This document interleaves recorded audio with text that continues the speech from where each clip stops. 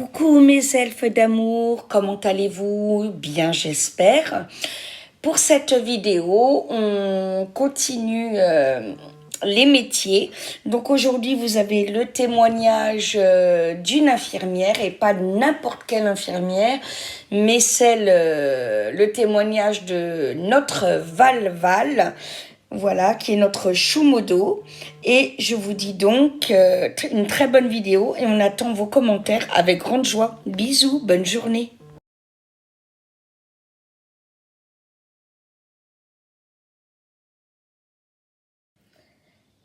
Hello mes elfes d'amour, j'espère que vous allez bien en ce lundi. On commence une toute nouvelle semaine en la présence de Saint-Michel-Archange. Voilà, parce que j'ai envie que cette semaine soit placée sous sa protection spéciale. Voilà. Et je vous intègre dans cette protection, bien évidemment. Et comme je vous en avais parlé, en fait, on va recommencer les métiers et surtout aborder les métiers, mais dans la crise sanitaire actuelle et comment vivent les personnes leur métier dans ce contexte-là. Aujourd'hui, il y a une surprise parce que la personne que je vais interroger, c'est la Choumodo que vous connaissez et qui anime les lives avec moi, c'est Val. Bonjour ma siamoise. Bonjour YouTube, comment allez-vous? Ça va et Comment toi? vas-tu ma belle? Ça va et toi? Très bien, comme d'habitude. Alors ma belle, tu sais que je suis passionnée par le médical, on en parle tous les jours, que je suis aide-soignante de métier, donc c'est vrai que j'attendais cette interview avec grande hâte, parce que ton métier est plus que passionnant. Voilà, tu es infirmière spécialisée. Est-ce que tu peux nous dire déjà depuis quand? Oh, ça fait 18 ans que je travaille dans ce métier. D'accord. C'était mon unique métier, donc 18 ans. Qu'est-ce qui t'a donné envie de faire ce métier? En fait, ça date de ma très petite enfance et je ne sais même pas donner la raison pour laquelle. Pour moi, ça a toujours été ainsi. En fait, j'étais attirée par deux métiers. Le métier de soignant infirmière et le métier de criminologue. D'accord. Et dans ma vie, j'ai dû faire un choix et je me suis orientée vers le métier de soignant. D'accord. Et comment tu te sens dans ce métier aujourd'hui? À l'heure actuelle, bien. Bien. Parce que j'évolue, surtout pour l'instant, dans mon métier, donc bien. Bien. Tu évolues dans quel sens? Qu'est-ce que tu dirais? En fait, j'ai été mutée récemment dans l'équipe volante, donc c'est-à-dire que je travaille en hôpital et que grâce à ce poste, j'ai la possibilité de voir toutes les branches de l'hôpital, que ce soit de la chirurgie, de la médecine, je vois de tout. Donc là, j'apprends énormément et j'évolue et pour moi, ça c'est formidable. D'accord, c'est impeccable. Quelle est la différence de ton métier par rapport à quand tu as commencé et aujourd'hui? La différence, c'est que... Comment expliquer? Donc en fait, au début, quand j'ai commencé, je n'imaginais pas le métier comme ça. D'accord. Donc je l'imaginais plus médical. Oui. Dans le sens où, voilà, une infirmière, c'est vraiment le médical. Mais j'ai appris une grande chose parce que j'ai eu la chance énorme de travailler avec des patients cancéreux. J'ai appris qu'il y avait une autre partie qui était en plus enfouie au fond de moi et qui s'est développée. Il n'y a pas que le médical pour soigner quelqu'un, il y a la relation d'aide. Exactement. Et ça, elle se développe tous les jours et elle grandit tous les jours. Surtout depuis la crise Covid, là, elle a pris une ampleur même pas imaginable. D'accord. Donc, ce qui veut dire que cette relation-là, quand tu as fait ce côté-là, quand tu as fait ton métier, tu t'y attendais pas, en fait. Mais je savais qu'il y avait la partie relation d'aide de par mes stages, de par aussi, parce qu'on a des cours à l'école d'infirmières de relation d'aide, des cours de psychologie aussi. pour justement aborder cette partie-là, mais je ne m'attendais pas à ce que cette part soit aussi importante. D'accord. Et qu'est-ce que ça t'a apporté? Mais le bonheur total. Le bonheur total, ça c'est magnifique. Est-ce que dans ta carrière, il y a des patients qui t'ont touché plus que d'autres, pour une raison X ou Y, Oui. Voilà. Oui, évidemment, oui. D'accord. Tu peux nous en parler de ce patient sans le nommer, évidemment? En fait, il y en a plusieurs. Voilà, il y a toujours un petit peu d'atomes crochus avec certaines personnes, d'autres un peu moins. Voilà, je pense que ça fait partie de l'être humain, mais il y a notamment des patients cancéreux avec qui j'ai eu énormément d'affinités. Et malheureusement, ces patients sont décédés. D'accord. Et à leur maladie. D'accord. Et quant à patient auquel tu t'es attachée particulièrement, et là je peux le dire en tant qu'aide-soignante, malgré qu'on vous dit à l'école il faut surtout pas s'attacher, etc., etc., c'est chose impossible, que ce soit en tant qu'aide-soignante, infirmière, etc. C'est je suis avant tout un être humain avec des sentiments, exactement. avec des émotions. Et évidemment, quand nous perdons, parce qu'on est une équipe pluridisciplinaire, un patient, évidemment, l'émotion qui ressort, c'est la tristesse. Bien sûr. Bien sûr. C'est tout à fait normal, j'ai envie de dire. Et comment tu sépares les choses dans ta vie de famille qui, en te connaissant, je sais qu'elle a une place vitale dans ta vie et c'est tout à ton honneur. Comment, quand malheureusement dans une journée, tu perds un de tes patients chouchous, entre guillemets, et que ta journée se termine et qu'après c'est ta vie avec ton mari, tes enfants, comment tu arrives à avoir cette force Déjà, ce qui se passe au niveau des équipes, c'est qu'on a une très grande cohésion. Donc on peut en parler entre collègues, que ce soit des infirmiers, des kinés, des médecins, des psychologues, peu importe. Donc il y a déjà cette cohésion d'équipe qui fait qu'on peut en discuter déjà entre nous. D'accord. Donc ça fait beaucoup. Une deuxième chose, ça peut paraître très bête, mais c'est le trajet du retour. Bon, il y en a peut-être pour 15-20 minutes de la maison. Oui. Mais je mets la musique à fond dans la voiture. D'accord. C'est déjà cette petite coupure-là me fait énormément de bien. D'accord. Et avec les années d'expérience, j'arrive à dissocier ma vie professionnelle de ma vie privée. Et ça de mieux en mieux. De mieux en mieux. C'était plus dur au début. C'était plus dur au début parce que j'étais évidemment plus jeune. Je n'avais pas encore d'enfants. Donc j'ai évolué aussi en âge et ma vie familiale évoluait aussi. D'accord. Tu as muté, donc récemment, tu as voulu faire plusieurs services, c'est-à-dire... et peux-tu expliquer ce que c'est faire plusieurs services, justement? Mais cette polyvalence, ça veut dire pouvoir aller en chirurgie digestive, pouvoir aller en médecine gériatrique, pouvoir aller en gastroentérologie, tous les services de l'hôpital en fait. D'accord. Quel service te plaît le plus? Il y a toujours mon petit faible pour l'hématologie. L'hématologie. La chirurgie dans laquelle je me suis spécialisée. D'accord. Il y a toujours cette petite part de moi qui... ce petit point d'attache. D'accord. Mais évidemment, il y a d'autres services que j'adore. Ouais. Évidemment. Il n'y en a pas un que je peux mettre de côté, dire celui-là, j'aime. Enfin, non, il n'y en a pas un. Bien sûr. Et celui que tu ne voudrais jamais faire de ta vie? La pédiatrie. La pédiatrie. Tu peux expliquer pourquoi? Parce que je vais avoir à ce moment-là trop de projections, donc soigner des enfants malades, voir des enfants cancéreux, voire perdre des enfants. En tant que maman, je pense que psychologiquement, ça va être trop difficile. Ça, c'est la partie que tu ne peux pas dépasser en fait. Oui, ça, je pense que je vais dépasser une limite. Est-ce que durant ta carrière, tu as vu la médecine réellement évoluer? Bien sûr. Bien sûr. Sur quel plan? Sur quel plan?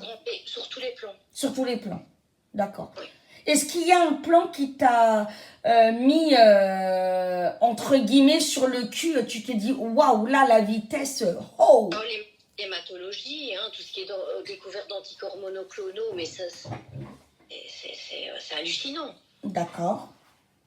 C'est hallucinant. Tout tout ce que la médecine peut découvrir, même au niveau opératoire. Allez, par exemple, au niveau des... Bon, je vais rester en parole, parce que j'allais commencer des formations professionnelles. Tout ce qui est, par exemple, cancer ORL, donc c'est Ouais, tout ce qui est cancer du cou. ouais, Maintenant, il existe des robots opératoires, mais c'est tout simplement une merveille de technologie. bien sûr. Et tu as confiance en ces robots opératoires, toi, en Oui, tant que femme infirmière? oui. Oui? Oui. D'accord. Attention que le robot est bien sûr dirigé par un chirurgien. Il n'agit pas tout seul. Bien sûr. Bien Il y a sûr. toujours un être humain derrière, il y a toujours un chirurgien hyper compétent qui opère. On est bien d'accord.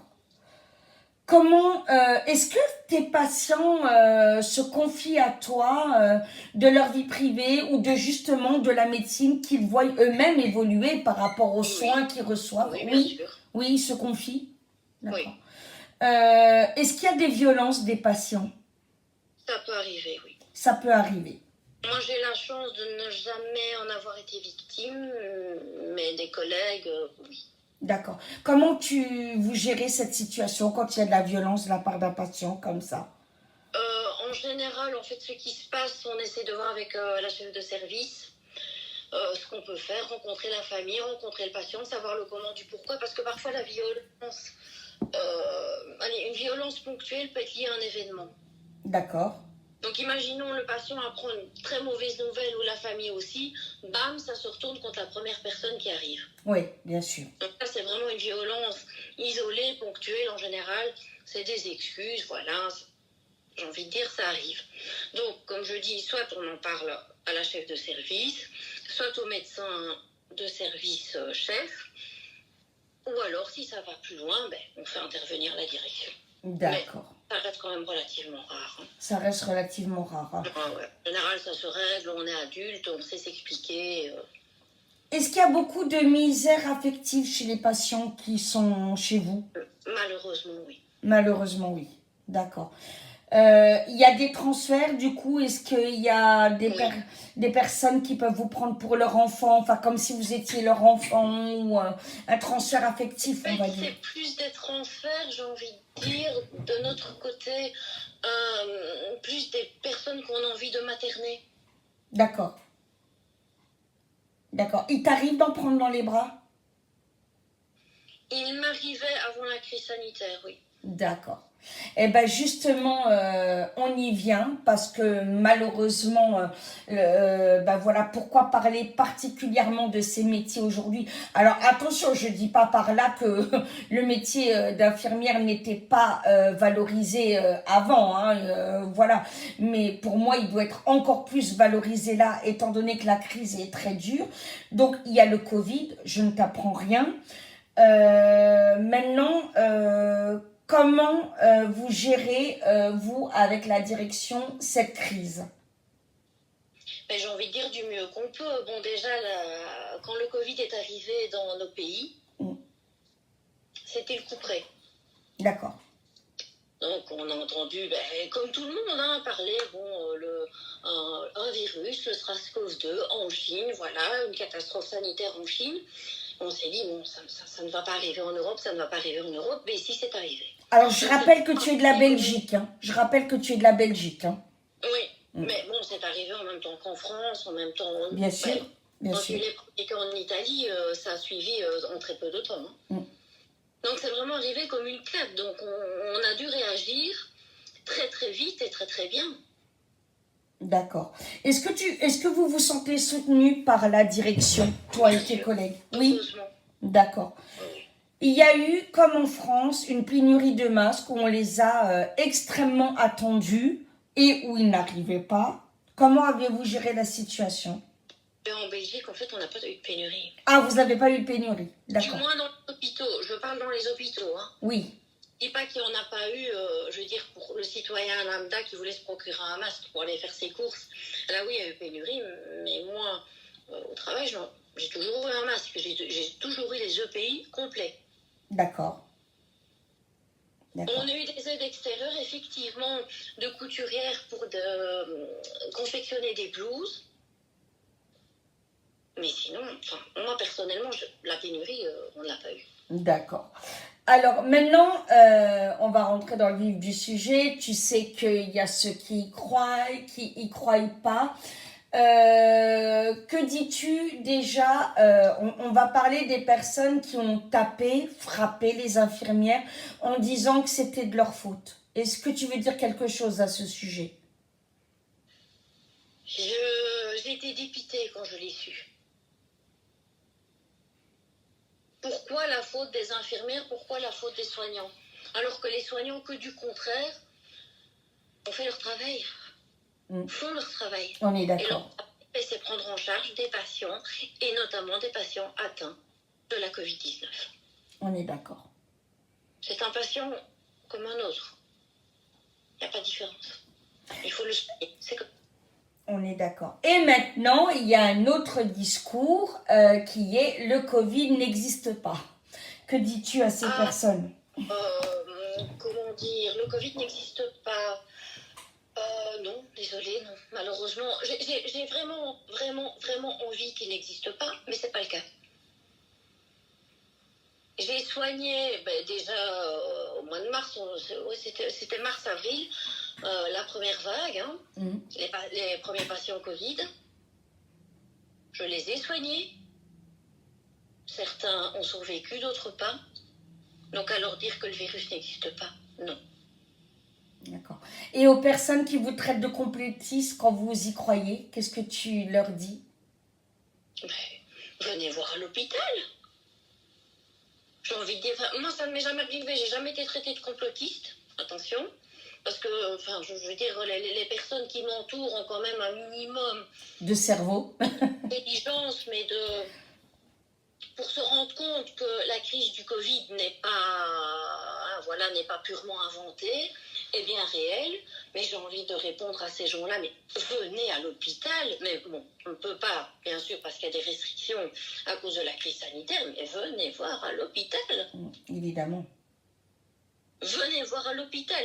Et je suis quasiment certaine, la plupart des personnes qui vont écouter cette vidéo connaissent au moins quelqu'un ou ont même été victimes de ce virus. Est-ce que tu as un conseil aux jeunes qui malgré tout veulent faire la fête? Tu sais qu'à un moment donné, d'ailleurs, il y a eu des réunions qu'on appelle Covid, où les jeunes des Covid parties. Qu'est-ce que tu peux donner, toi, comme conseil? Tu es maman de 3 enfants. D'un côté, je vais être assez ambivalente dans mes sentiments. J'ai envie de leur dire, je vous comprends. Parce que j'ai eu votre âge. Moi aussi, j'ai fait la fiesta. Je comprends que vous ayez envie de le faire. Vous vivez des moments charnières de votre vie. Vous avez envie d'avoir des contacts sociaux. Je vous comprends. Mais s'il vous plaît, de grâce, le virus, comme je l'ai dit, est réel. Il est extrêmement contagieux. Vous n'aurez peut-être, je dis bien peut-être, rien. Mais c'est pas dit que vos parents, vos grands-parents, votre oncle, votre tante ou votre ami, même s'il a 20 ans, ne va pas y rester. On ne va pas se retrouver à l'hôpital. Voilà, c'est ça. Parce qu'on ne sait rien de ce virus. Il y a une idée reçue aussi concernant le SRAS-CoV-2. C'est les personnes âgées ou les personnes qui ont une maladie de comorbidité ou quoi que ce soit. Oui, effectivement, ces personnes-là sont plus à risque. Mais pas que. Une personne en parfaite santé qui a 20 ans peut se retrouver dans un lit d'hôpital aux soins intensifs, voire décéder de ce virus. Oui, on est bien d'accord. On sait aujourd'hui qu'il a muté et pas qu'un peu depuis quelque temps. Est-ce que tu as déjà de cas de Covid qui ont muté, toi, dans ton hôpital? Des variants? Oui. Non. Non, pas encore. D'accord. Et est-ce qu'il y a eu un après et un avant, un avant et un après Covid dans ta façon de travailler et dans la politique de l'hôpital? L'après-Covid n'est pas terminé parce que nous sommes en cours de vie. Oui, tout à fait. Quand j'ai mal formulé. C'est-à-dire quand je dis l'après-Covid, c'est-à-dire un changement d'atmosphère, de climat, de politique, d'urgence, un après qui est évidemment... Disons que le personnel soignant a aussi évolué. D'accord. La médecine a aussi évolué, donc maintenant, la prise en charge d'un patient Covid, ben, on la connaît par cœur. Je ne vais pas dire qu'on est plus efficace, mais d'une certaine façon, voilà, on sait directement, bam, bam, bam, on fait, voilà, il y a une procédure à suivre, on la suit. Tout à fait. Tandis que quand le virus est arrivé, ben, les premiers cas, ben, on était quand même un peu perdu. On suivait les procédures, mais on était quand même un peu perdu. Je ne vais pas dire qu'on a pris une certaine habitude, mais oui, pour la prise en charge, hein, je ne parle pas de décès ni quoi que ce soit, parce que là, un décès, on ne s'habitue jamais. Mais pour la prise en charge du patient, on est quand même un peu plus rodé qu'il y a quelques mois. Évidemment. Évidemment. Est-ce que les patients, évidemment, ont la télé dans leur chambre, donc sont au courant de ça? Comment ils le vivent, eux? Très mal. Très mal. Il y a une angoisse en plus? Oui. Oui. Alors, ce qu'il faut savoir, c'est que les patients Covid, à part en fin de vie, n'ont pas de visite. Donc, ils sont seuls. Les seules personnes, c'est nous, les soignants. D'accord. En EPI. Donc, visière, Charlotte, la blouse, les gants, le masque, la totale. D'accord. Donc, ils ne voient même pas une partie de notre corps. D'accord. Est-ce que... Au niveau mince, c'est pas évident, il n'y a pas de contact physique, il n'y a rien. Il n'y a pas de contact physique. Ça te manque? Ça leur manque? Oui. Ne fût-ce que tenir la main à quelqu'un à travers un gant, c'est pas la même chose. C'est pas la même chose, hein, bien évidemment. Bien évidemment. Est-ce que toi ou des collègues ont eu le Covid? Oui. Ça dure combien de temps? Pour que les gens comprennent. Je vais parler de moi personnellement, 2 semaines. 2 semaines, d'accord. Qu'est-ce que tu as ressenti alors, moi, évidemment, je le sais parce qu'on se connaît, mais pour que les elfes comprennent bien et que les nouvelles elfes qui arrivent sur la chaîne comprennent bien, qu'est-ce qui s'est passé entre le moment où il y a eu le doute, le test à faire et la confirmation? La terreur. L'angoisse. Parce qu'en fait, quand il y a eu le doute qui s'est installé, ben directement projection sur les enfants, et si les enfants l'attrapaient. Ensuite, bon, moi j'ai commencé les premiers symptômes, le frottis PCR a été fait positif. Et là, c'était la terreur. Bam, le coup près qui s'abat. Ça m'a traversé la tête, j'avoue que j'aurais pu mourir. D'accord. Comment tu as pu le gérer, ça? Mais grâce à mes enfants, j'ai avancé pour eux. D'accord. D'accord. Et tes enfants ont eu peur? Ton mari a eu peur? Oui. Oui. Ils l'ont verbalisé, mais après. Ils l'ont verbalisé. De quelle manière? Parce qu'un enfant, c'est particulier, hein, avec tout Ils ça. l'ont verbalisé de manière très simple, tout simplement. Si toi et papa étiez morts du Covid, comment est-ce qu'on aurait fait sans vous? Ouais. C'est terrifiant, hein, d'entendre ça. Ils se sont rendus compte de la gravité. Et d'ailleurs, je me rappelle très bien quand j'ai annoncé les résultats, quand moi j'ai su que j'étais positive, de la réaction des enfants. Bon, déjà, c'était un bond de 10 mètres en arrière. Et bon, ils se sont rendus compte de la gravité. Ils ont bien vu que c'était réellement réel. Bien sûr. Que c'était pas qu'à la télé qu'on parlait du Covid. Non.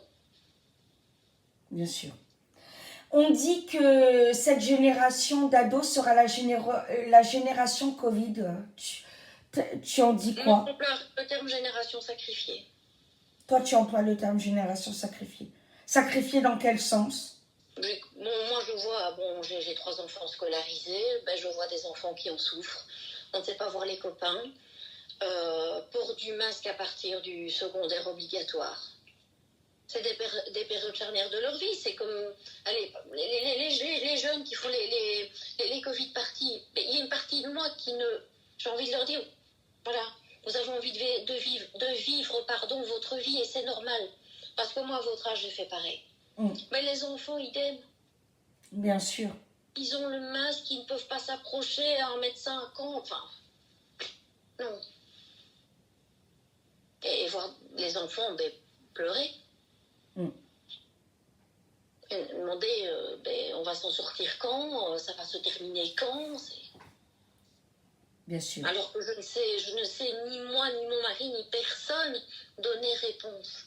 Bien sûr, bien sûr. On est tous dans le questionnement, en fait, hein, dans le doute. Je donnerai, mais je ne l'ai pas.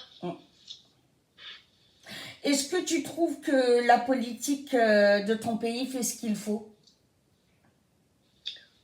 Oui et non. Oui et non. Parfois, ils ont de bonnes idées, parfois non. D'accord. Mais je trouve qu'elle est mieux gérée maintenant D'accord. qu'avant. Qu'est-ce qui a fait pour toi qu'il est mieux géré On a maintenant? changé de ministre de la Santé, en fait. Ah, d'accord. Donc pour toi, le ministre de cette santé-là est mieux? Oui, est quand même plus compétent. D'accord. D'accord. Il a pris des mesures radicales? Il prend les mesures, oui. D'accord. Et il y a plutôt intérêt à les respecter.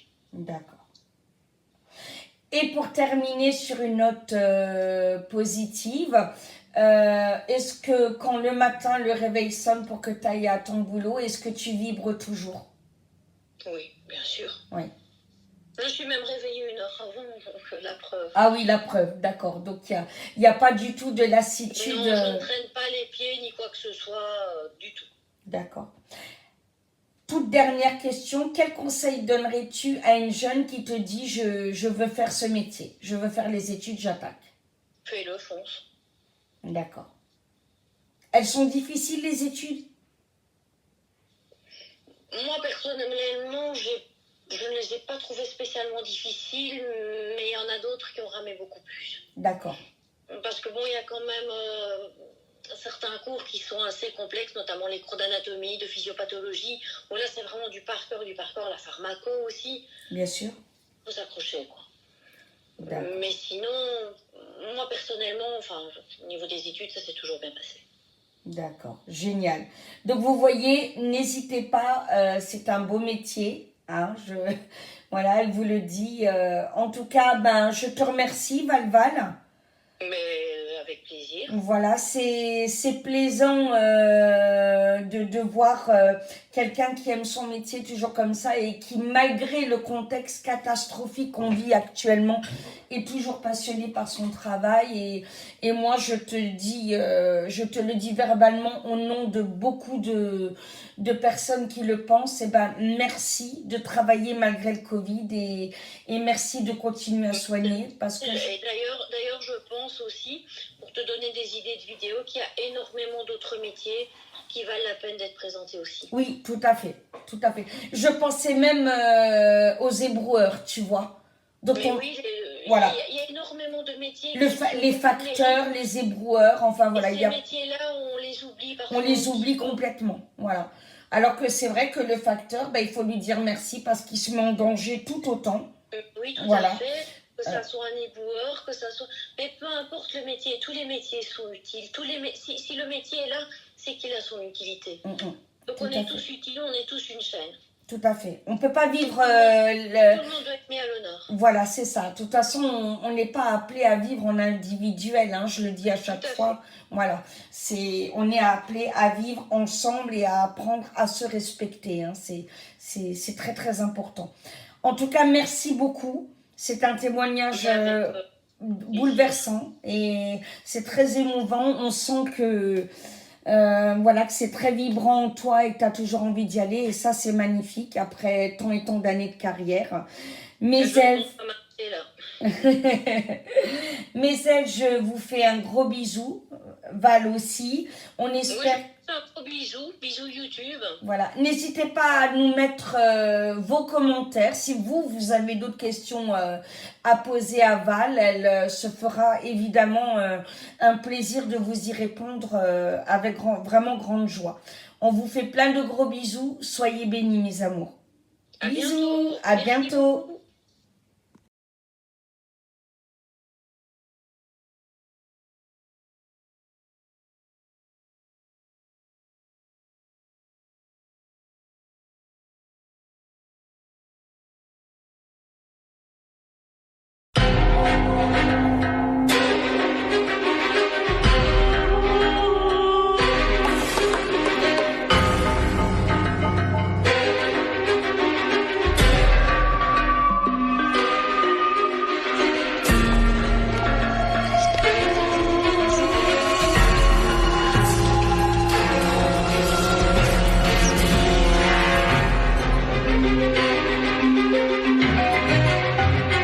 Thank you.